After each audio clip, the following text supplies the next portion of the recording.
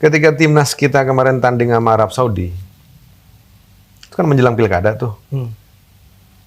Semua orang melupakan namanya soal-soal politik, pilihan-pilihan politik, dukungan kepada siapa, melupakan. Yang ada adalah merah putih. Yang ada timnas kita menang, juara. Yang ada badminton kita mengalahkan Cina gitu. Mengalahkan Jepang, Korea, yang ada itu. Artinya olahraga adalah pemersatu bangsa. Bagaimana terjadi pengaturan di lapangan. Ada begitu Mas? Ya ada lah. Masa nggak ada. Pengaturan skor itu kan jadi perbincangan warung kopi. Iya, pengaturan skor, wasitnya udah ditentuin. Ada itu begitu. Terjadi itu semua. Kalau klubnya bagus, liganya keren, klub ini punya akademi sepak bola, punya liga internal masing-masing klub, itu akan banyak efek domino yang nanti ujungnya timnas kita sehat. Iya. Selagi itu belum, maka ya naturalisasi. Iya. Saya yakin di bawah pemerintahan Pak Presiden Prabowo ini, Pak Gibran ini pasti akan lebih baik lagi di masa-masa yang akan datang. Mari libatkan seluruh masyarakat dan jadikan seluruh kritik itu sebagai vitamin, sebagai jamu untuk kita bangkit.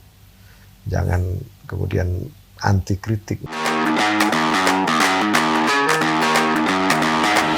Oke, jumpa lagi di Deep Talk Indonesia bersama saya Arif Fadilah. Hari ini saya datang di salah satu tokoh senior nih, luar biasa. Beliau sudah lama nggak menyapa sahabat-sahabatnya nih. Jadi hal istimewa hari ini saya bisa datang dan melihat rumah yang sederhana tapi menyejukkan. Sedang bersama saya Mas Imam Nahrawi, Menteri Olahraga 2014 sampai 19, Mas. Ya. Sehat, Mas? Alhamdulillah. Sehat. Alhamdulillah, Mas. Sehat semuanya. Sehat lahir batin yang penting kan? Iya. Tadi pas waktu kita baru datang kita langsung disuguhkan korma, Mas. Oh iya. Udah dicicipin udah? Udah. Enak banget, Mas. Alhamdulillah. Baru pulang umroh. Iya, alhamdulillah. Beberapa minggu yang lalu saya kembali dari Tanah Suci. Ya hanya kurma ini aja oleh-olehnya. Belum bisa beli permadani atau ya sekali lagi makasih atas waktu dan kesempatannya, Mas. Sama-sama Mas Arif. Saya terima kasih juga dikunjungin ini. Ini kejutan, saya dikunjungin oleh sahabat terbaik dan tokoh besar. Jadi belakangan ini, Mas, kita itu rindu sosok yang fenomenal di kala itu. Yaitu adalah Mas Imam Nahrawi. Ketika kita ingat perhelatan waktu itu Asian Games, ya kita nggak bisa lupa dari jenengan itu. Kita bicara soal santri yang akhirnya dilibatkan dalam olahraga, ya dimulai dari zaman jenengan juga yang kita tahu ya. Bagaimana waktu itu, Mas? Kalau boleh bercerita itu.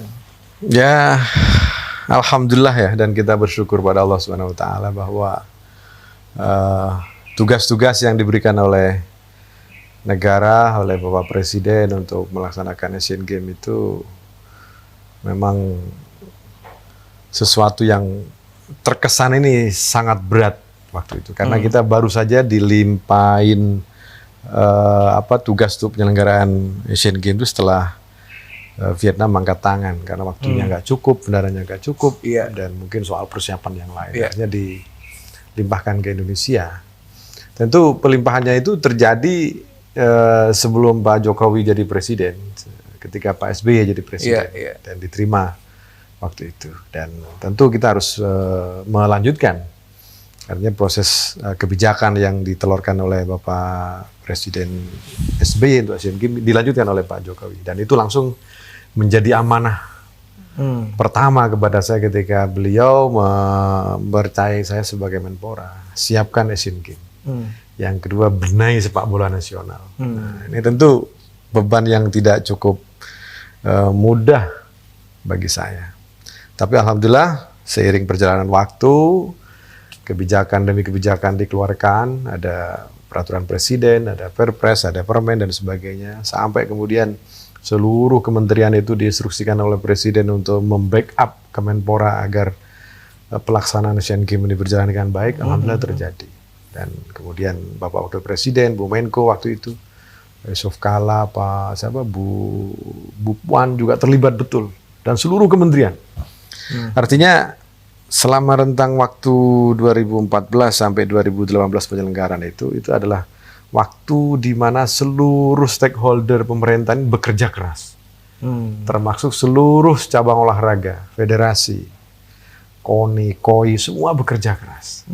Sehingga kalau dikatakan bahwa itu sukses Asian Games itu karena Imam Nahrawi, tidak. Itu sukses negara, sukses bangsa dan seluruh anak bangsa terlibat di sana. Tentu di bawah komando Pak Presiden Jokowi dan Pak Wapres Yusuf Kala waktu itu. Nah, dan memang dari awal banyak polemik ya, ada yang lanjutin, ada yang jangan, nggak usah, ini berat nih pendanaannya, nanti prestasinya bagaimana dan lain sebagainya itu. Tapi sebuah tekad bahwa ketika kita sudah diberi mandat, laksanakan dengan baik.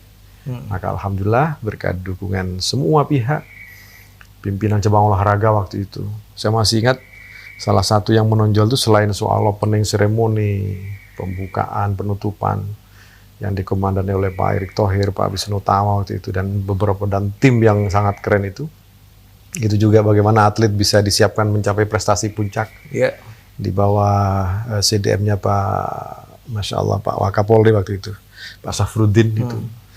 Kemudian masing-masing cabang olahraga diberi target. Selain sukses penyelenggaraan, sukses infrastruktur, bagaimana venue berstandar internasional di bawah komando Pak Basuki waktu itu. Ini cabang olahraga harus sukses prestasi. Jadi kurun waktu 14 sampai 18 sudah nggak bisa tidur nyenyak lah, Mas. Sama sekali itu, sama sekali. Karena kita harus bisa menyamai rekor Asian Games tahun 62 ketika Pak Karno jadi presiden itu. Dan saya bersyukur seluruh cabang olahraga itu menyiapkan betul agar prestasinya nanti itu bisa lebih baik dari Asian Games sebelumnya, terutama di Incheon 4 tahun sebelumnya itu. Dan alhamdulillah dengan semangat tempur yang luar biasa akhirnya kita bisa meraih yang terbaik. Gitu. Tapi kalau misalnya kita kulik lebih dalam yang belum pernah muncul di media, dalam arti di belakang layar tuh apa sebenarnya, cerita unik apa, Mas? Itu kan publik perlu tahu itu kan. Ya, yang pasti begini, kalau soal penyelenggaraan kemudian itu diserahkan kepada Pak Erick Thohir dan Pak Wisnu Tama dan teman-teman.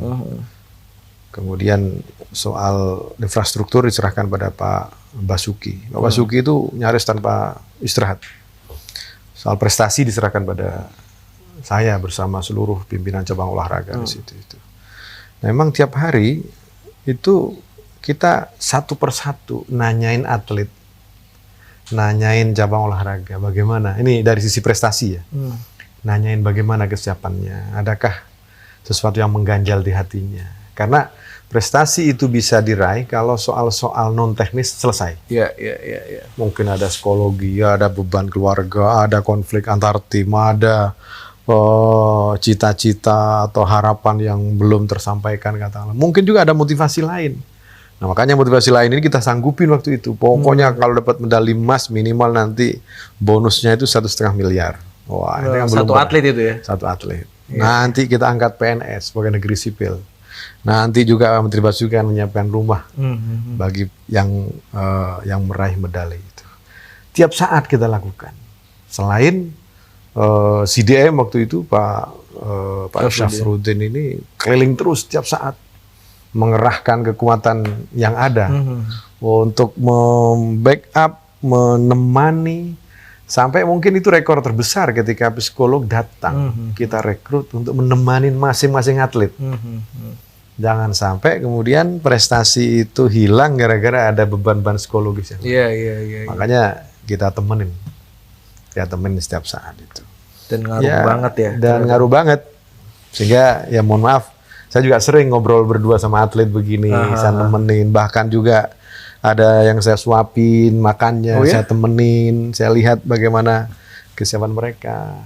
Dan ya mungkin para atlet masih ingat lah model-model Iya, apa iya. namanya pendekatan-pendekatan yang kita. Jarang loh ada menteri yang sampai segitunya, Mas. Oh banyak juga lah. Oh ya. Pasti semua menteri itu. Bedanya menteri yang santri ini, tawadu. Banyak. Mungkin yang belum terblow up aja gitu. Belum terblow up Iya, gitu. iya. Jadi kalau dibilang Asian Games itu sukses satu orang enggak.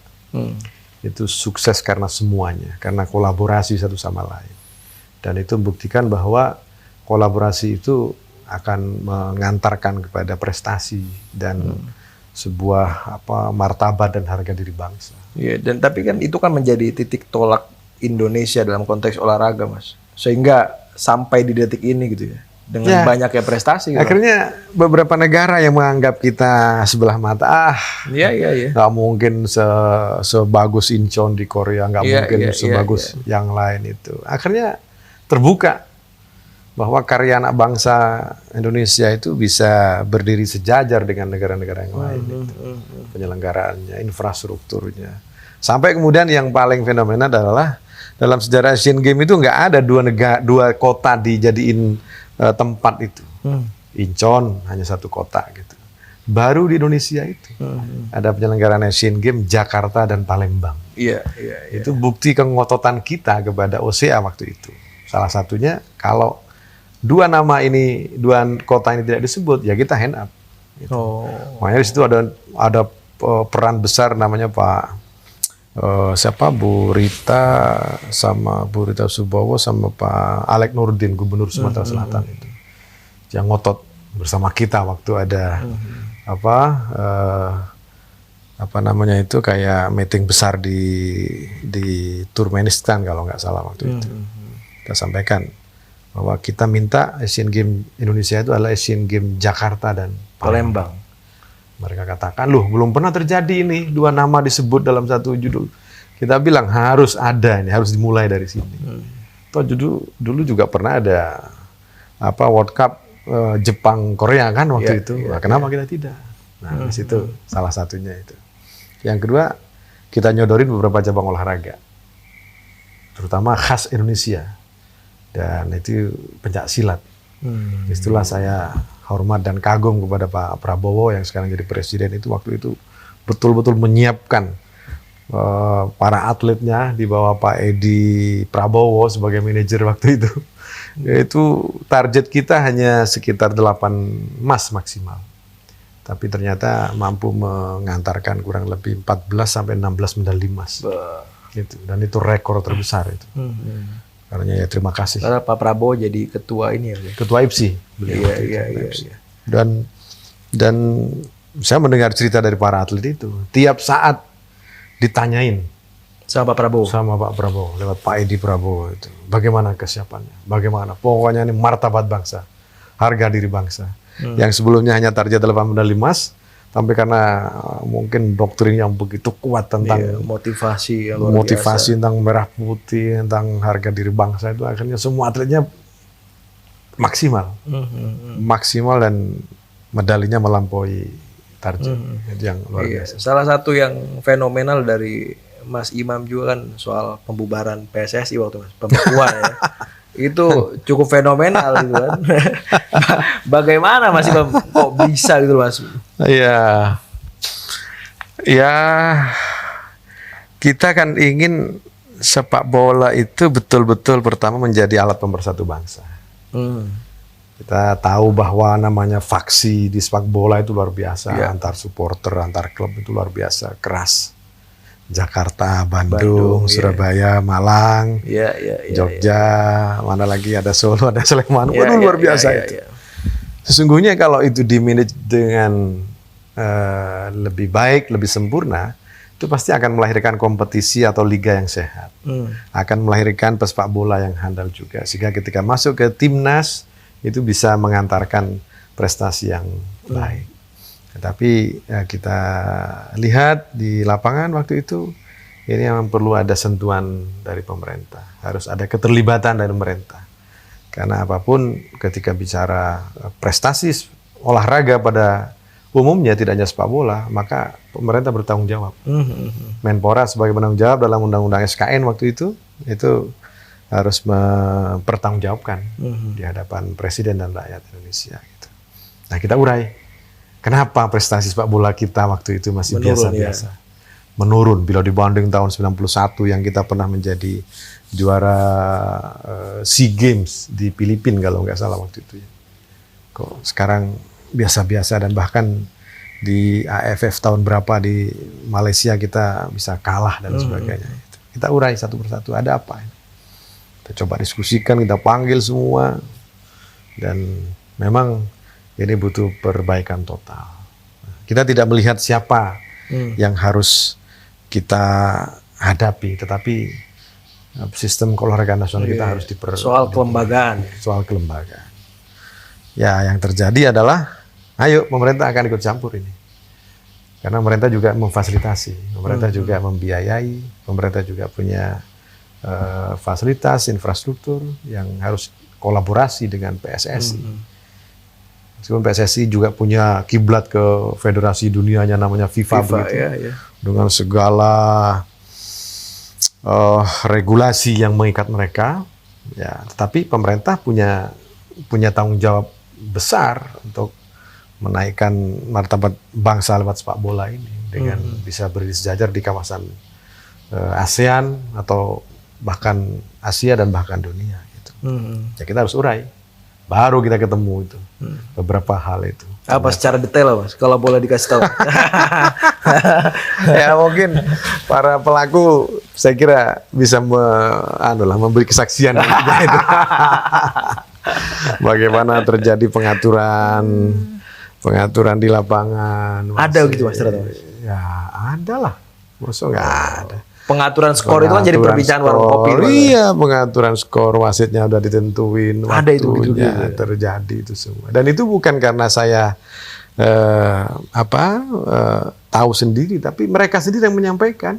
Oh, iya, beberapa teman-teman mantan wasit, mantan pelatih, mantan pemain, semua menyampaikan itu. Nah, makanya kemudian setelah reformasi ini federasi kemudian mulai berbenah diri bahwa betul-betul harus profesional, mandiri, independen, dan itu menjadi reputasi bagi semua pelaku sepak bola di dalamnya, pelatihnya, pemainnya, ofisialnya, sampai wasitnya dan lain sebagainya. Karena kalau penyelenggaranya itu sehat di liga, itu pasti akan melahirkan prestasi di timnas. Tapi kalau di liga kemudian tidak sehat, contoh pemain nggak digaji berapa bulan dan sebagainya, itu pasti akan terjadi permainan yang tidak sehat. Di situ pihak ketiga masuk. Apa sih Mas keuntungan sebenarnya Mas? Apa? Keuntungannya begitu tuh apa sebenarnya? Ya keuntungannya kan mungkin bagi sebagian pengelola sepak bola kan mereka punya otoritas penuh untuk mengatur dalamnya, sehingga bisa jadi soal keuangan di perusahaan itu belum sehat sehingga berpengaruh kepada pemain, tapi kemudian pemain butuh sesuatu sehingga ada pihak lain yang masuk, terjadilah pengaturan skor dan lain sebagainya itu. Nah, tapi bagi pemerintah keuntungannya adalah ini harus sehat karena klub itu adalah perusahaan publik yang harus sehat. Nah, ketika sehat, pasti akan melahirkan pemain yang hebat, yang handal. Di situ ujungnya nanti bisa menjadi pemain timnas yang hebat juga. Gitu. Jadi kalau di Liga Indonesianya masih carut-marut, jangan berharap timnas akhirnya bisa berjaya. Itu menjadi konsekuensi logis. Itu konsekuensi logisnya di situ. Kalau klubnya bagus, liganya keren, klub ini punya akademi sepak bola, punya liga internal masing-masing klub, itu akan banyak efek domino yang nanti ujungnya timnas kita sehat. Iya. Selagi itu belum, maka naturalisasi. Iya. Makanya sekarang kalau Pak Erick Thohir banyak melakukan naturalisasi itu bisa jadi karena mungkin kompetisi internalnya masih belum dianggap sebagai sesuatu yang melahirkan pemain-pemain yang hebat. Meskipun ada beberapa orang ya dari lokal. Saya juga sangat yakin pemain-pemain lokal domestik kita ya hebat-hebat juga. Iya. Kan? Tapi kalau kata netizen ini timnas Belanda Mas. Tapi sebuah keniscayaan kalau sudah bicara profesionalitas dalam klub itu pasti akan merekrut semua pemain dari negara manapun, termasuk di naturalisasi. Itu sesuatu yang wajar menurut saya kan. Nah, sekaligus ini menjadi tantangan bagi pemain lokal kita. Bagaimana kita bisa mengadopsi ilmu, pengetahuan, teknologi, teknik dan sebagainya dari pemain-pemain naturalisasi. Iya, PR untuk ngejar itu. Untuk ngejar itu. Ya, nggak apa-apa. Dan Mas Imam yakin orang-orang Indonesia dalam arti lokal, pemain lokal ini mampu untuk sana? Ya, buktinya kemarin melawan Arab Saudi ya pemain lokal yang golin kan? Iya, Marcelino. Marcelino yang ngegolin. Rizky Ridho dan lain sebagainya.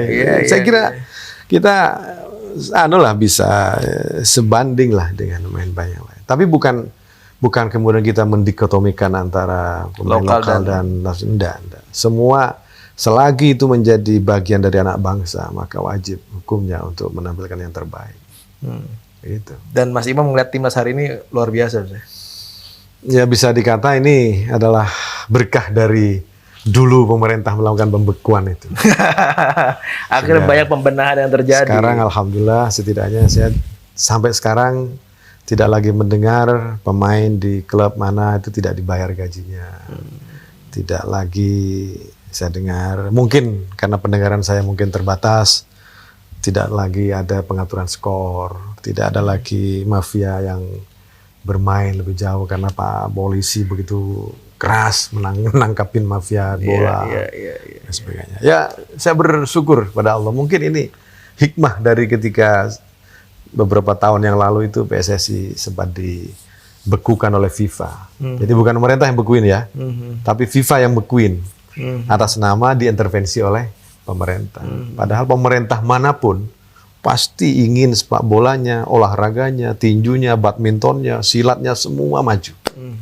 Olahraganya maju. Pemerintah manapun. Iya. Karena itu menyangkut martabat bangsa. Menyangkut harga diri bangsa. Iya. Tapi kalau misalnya kita bicara Indonesia tuh yang menonjol kan ya pertama sepak bola, yang kedua bulu tangkis loh, Mas. Kayak yang lain sosok lah. Nggak begitu akhirnya. Tuh di Asian Games malah yang menonjol pencak silat itu. Itu peraih medali emas terbesar pencak silat itu. Iya. Baru ada taekwondo, ada badminton dan sebagainya kalau di Asian Games. Tapi secara keseluruhan memang yang paling banyak penggemarnya ya memang sepak bola ya. Iya. Sepak bola, badminton, volley dan sebagainya. Karena kita pernah di pesantren, Mas. Bisa nggak kita akhirnya minimal punya cita-cita lah untuk menjadi sepak bola profesional itu, Mas? Bisa, Mas. Bisa. Ketika kita mencetuskan Liga Santri Nusantara waktu itu, banyak yang sangat pesimis. Ngapain ini pemerintah nganggarin, Kemenpora nganggarin untuk bikin Liga Santri pondok pesantren itu. Waktu itu labelnya Liga Santri Nusantara gitu. Tapi saya katakan bahwa kalau kita pernah menjadi santri, pasti kita mengerti bagaimana cara kiai, cara guru, cara mursyid mendidik, melatih para santri itu untuk disiplin, untuk taat aturan, untuk bertahan dalam semua keadaan. Bertahan itu bisa jadi kirimannya telat, nggak punya uang, nggak punya, atau nggak dikirim bahkan ya kan? Bahkan nggak dikirim, itu pasti mereka gotong royong. Iya. Pasti saling support. Disiplin karena mereka sudah diatur waktunya oleh kiai, oleh pesantren itu. Mulai subuh sampai mau subuh lagi, itu sudah ada waktunya. Maka pasti mampu untuk mengatur waktu. Taat pada aturan.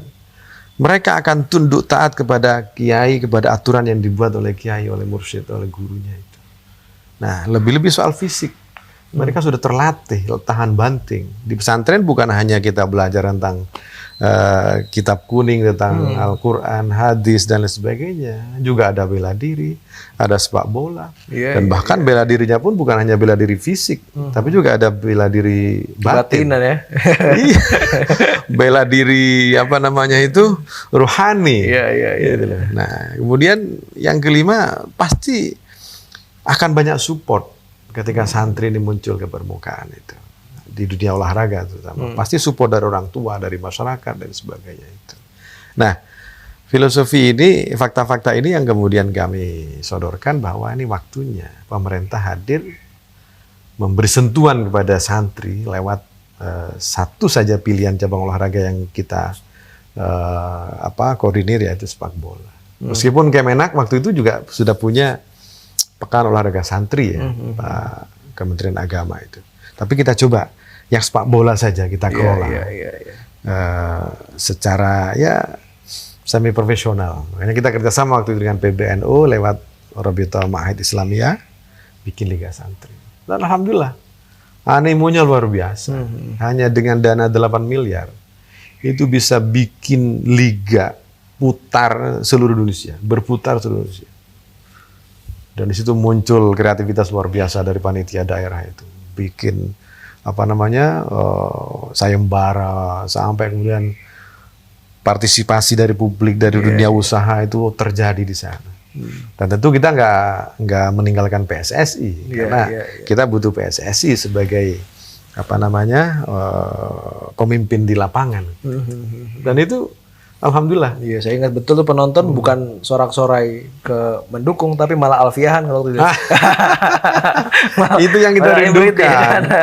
Yang kita rindukan di stadion itu ada yang sholawatan, ada yang alfiahan, ibriti, ada tahlilan juga di situ. Iya. Tapi program sebagus itu kayak hari ini udah nggak ada lagi, Mas. Ya moga-moga dalam waktu dekat ini bisa kita hidupkan lagi. Saya yakin Pak Prabowo, Pak Menpora ini saya yakin akan backup itu. Apalagi ada undang-undang santri, undang-undang pondok pesantren kalau nggak salah ya, yang sudah lahir di era Pak Jokowi, pasti akan di follow up itu. Dan setidaknya kita nanti akan menginisiasi. Dan kalau aku baca di Instagram Mas Imam itu kan masih ngebina anak-anak untuk sepak bola, Mas. Iya, Mas Imam ya. Ya, intinya kan begini, tidak ada prestasi tanpa partisipasi. Pemasalan partisipasi itu harus dimulai dari usia dini. Mohon maaf, Cina begitu dominan ketika ada namanya Olimpiade, ada Asian Games. Karena sejak kecil itu memang sudah dipotret anak-anak kecil yang bisa didorong menjadi atlet itu di semua bidang atlet, di semua bidang olahraga sejak kecil. Partisipasi itu dimulai dari usia dini. Maka sekarang di Indonesia itu luar biasa sekarang ini. Ada festival olahraga di usia 8 tahun, 10 tahun, 12, 14. Itu luar biasa. Dan disitulah cikal bakal yang nanti akan melahirkan atlet di usia-usia senior atau remaja dan senior gitu. Nah, saya concern dalam bidang di pembibitan pembibitan itu. Dengan pembibitan, maka pemasaran pembibitan itu maka nanti akan muncul calon-calon yang lebih talenta yang luar biasa gitu. Makanya kalau bisa pemerintah harus bikin badan talenta nasional khusus di bidang olahraga. Jadi mulai sekarang harus ada yang mencari ke kampung-kampung siapa calon-calon pelari. Bisa dipotret dengan sains. Bisa dilihat bagaimana tubuhnya, tulangnya, ototnya, sampai kemudian soal gizinya dan sebagainya. Bisa itu. Nah, semoga di era Pak Presiden Prabowo ini nanti ada badan talenta nasional. Tapi udah kebanyakan badan, Mas. Ya semua dibadanin. Itu kan bisa.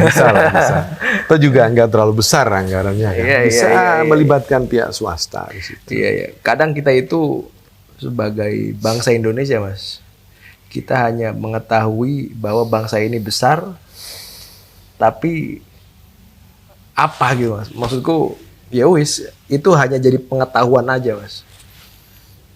Bahwa kita punya alam yang melimpah, ya kan, SDM yang luar biasa misalkan. Kalau kemudian tidak diberdayakan, tidak dimanfaatkan, dan tidak ada inisiasi, tidak ada yang berkorban untuk itu, ya kita hanya bangga dengan kebesaran dan kedikdayaan masa lalu kita. Sementara masa depan kita dituntut agar Indonesia ini betul-betul berjaya, berdiri sejajar dengan negara-negara lain di belahan bumi. Maka ya kita harus berani turun ke lapangan dalam bidang olahraga, katakan mencari bibit-bibit, bikin event-event di kampung-kampung. Dulu kita bikin namanya Gala Desa. Ada beberapa cabang olahraga dipertandingkan di desa-desa itu. Kalau sekarang ada Tarkam kalau nggak salah di era Pak Menteri Dito ini. Itu hal yang sangat positif sekali. Nah, tinggal bagaimana sekarang partisipasi swasta ini harus besar dalam bidang olahraga ya. Kepada cabang olahraga untuk menjadi sponsor, menjadi bapak asuh, sehingga bikin namanya festival olahraga apa saja di kampung-kampung.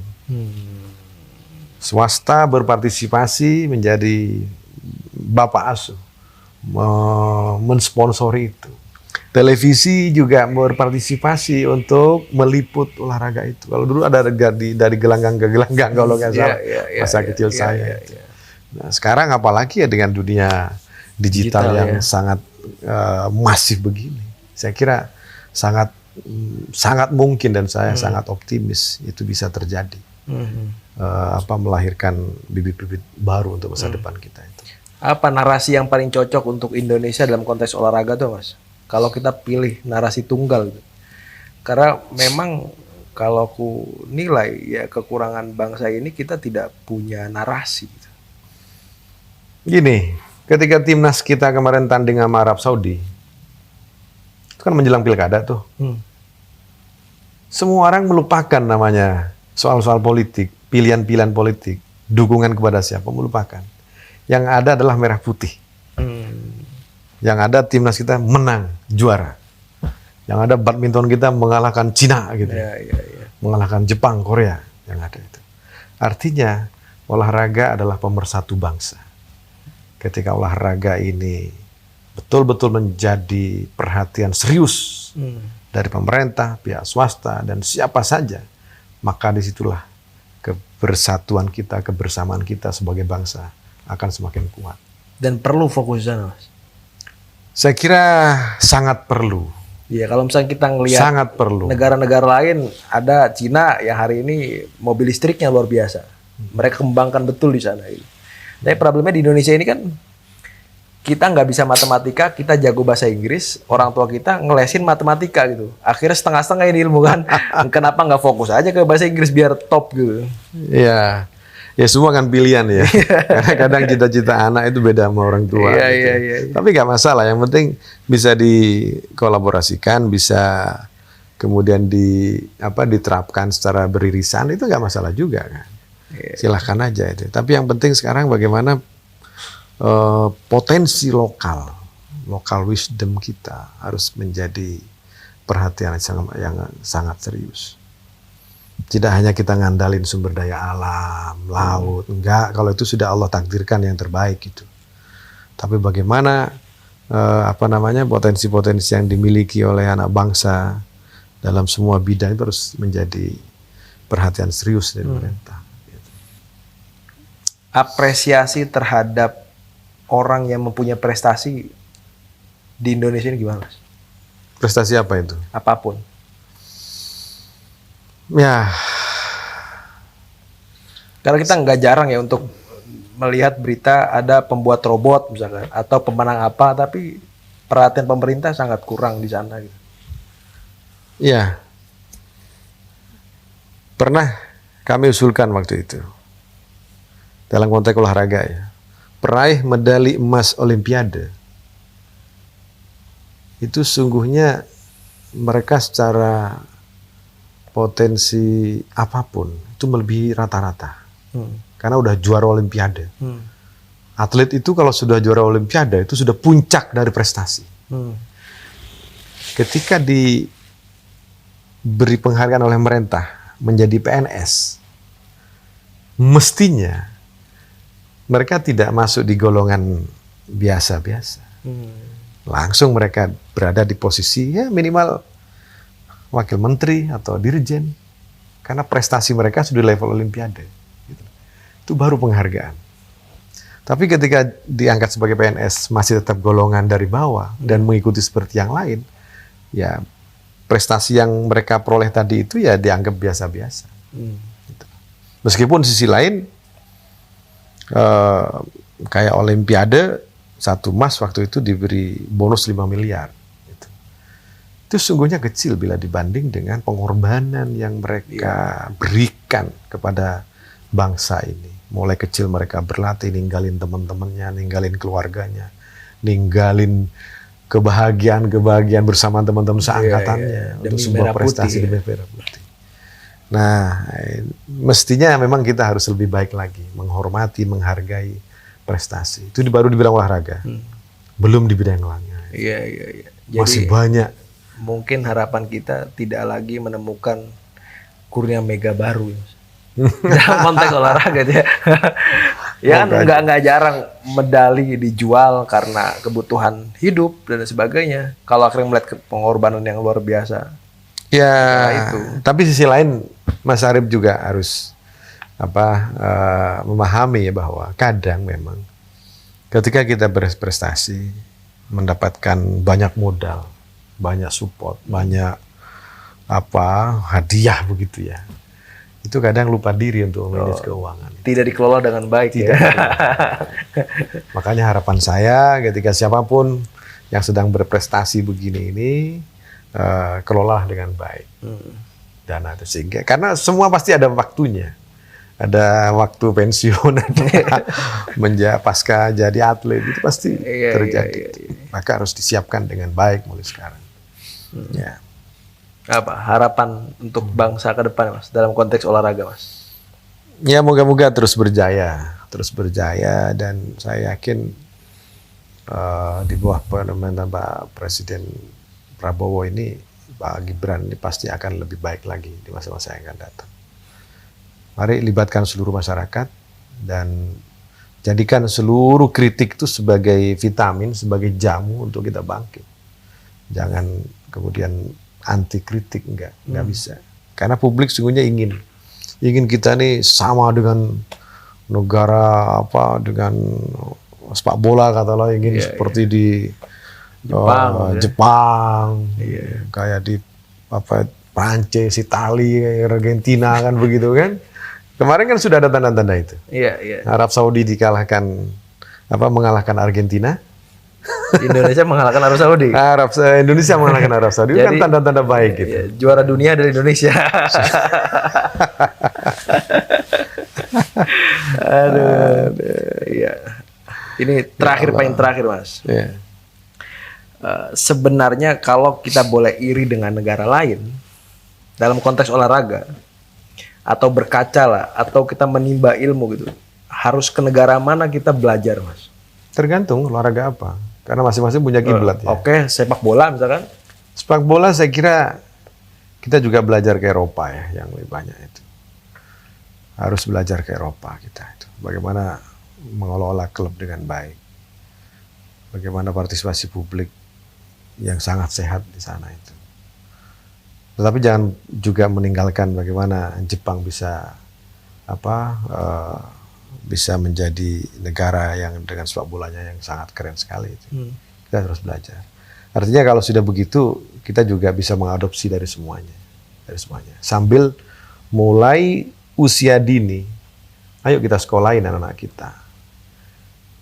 Sekolah-sekolah sepak bola yang ada itu selain kita latih di sini, kita kirim ke klub-klub junior di manapun, di Eropa, di Jepang, di Korea, bahkan di Brazil sekalipun, di Argentina, kirim ke sana, sekolahin di sana itu. Artinya negara harus hadir untuk memberikan beasiswa kepada mereka, sekolah sekian tahun di sana itu. Tidak hanya mempelajari bagaimana teknik bersepak bola, tapi juga manajemen sepak bolanya, bagaimana juga mengelola federasi dan sebagainya. Dan yang paling penting juga menaikkan mutu wasit. Wasit harus dinaikkan levelnya, grade-nya, penting itu, lisensinya, ya pelatih juga begitu. Sehingga nanti pelatih-pelatih kita tidak hanya melatih di Liga 1, 2, 3, tapi pelatih kita bisa ngelatih di Eropa, ngelatih di Jepang, ngelatih di Korea, ngelatih di mana. Karena faktanya selama ini kita bisa banyak mendatangkan pelatih-pelatih dari dari luar negeri yang mungkin kualitasnya mungkin ya masih sama dengan pelatih-pelatih kita. Hanya grade-nya aja, lisensinya aja yang mungkin perlu dinaikkan itu. Nah, itu negara harus hadir. Iya. Saya sempat ya Allah, bukan kecewa ya, tapi kenapa ya kita ini ketika Olimpiade Rio de Janeiro Brazil 2016, saya datang ke sana di Olimpiade itu dari sekian cabang olahraga, dari sekian banyak wasit dan juri, itu hanya 2 orang yang berasal dari Indonesia sebagai wasit dan juri. 2 orang dari Indonesia. 2 orang. Kalau nggak salah badminton sama taekwondo kalau nggak salah. Itu artinya pelatihan wasit, pelatihan juri, pelatihan ini harus dimaksimalkan. Harus negara hadir memberi biaya ke mereka, mungkin swasta hadir memberi biaya mereka sekolahin, kursusin, naikkan lisensinya semuanya, sehingga grade-nya sama dengan pelatih-pelatih atau juri wasit internasional yang lain. Dan itu seharusnya nggak susah bagi negara untuk membersama itu, Mas. Ya, nggak susah. Makanya anggaran di Kemenpora menurut saya harus dinaikkan juga itu anggarannya. Atau lewat badan talenta tadi itu bisa menggait swasta. Setiap swasta perusahaan dibebanin. Katakanlah badminton, tunjuk BUMN BNI katakanlah menjadi bapak asuh. Dia yang mensponsori, dia yang menyekolahin, dia yang bangun infrastrukturnya, dia yang ngapain semua BNI. Sehingga prestasi badminton Indonesia ini juga prestasinya BNI. Sepak bola katakanlah. Perusahaan apa nasional yang terbesar kita ini? Perusahaan tambang mana? Suruh jadi sponsor, bangun stadion, nyekolahin, ngursusin dan sebagainya. Sehingga masing-masing nanti itu berkompetisi, swasta juga begitu, begitu juga begitu. Ini butuh power, butuh kebijakan, dan saya yakin Pak Prabowo bisa, bisa itu. Ya, kita tinggal menunggu hari ya, kebijakan-kebijakan baru yang dikeluarkan untuk menunjang itu semua.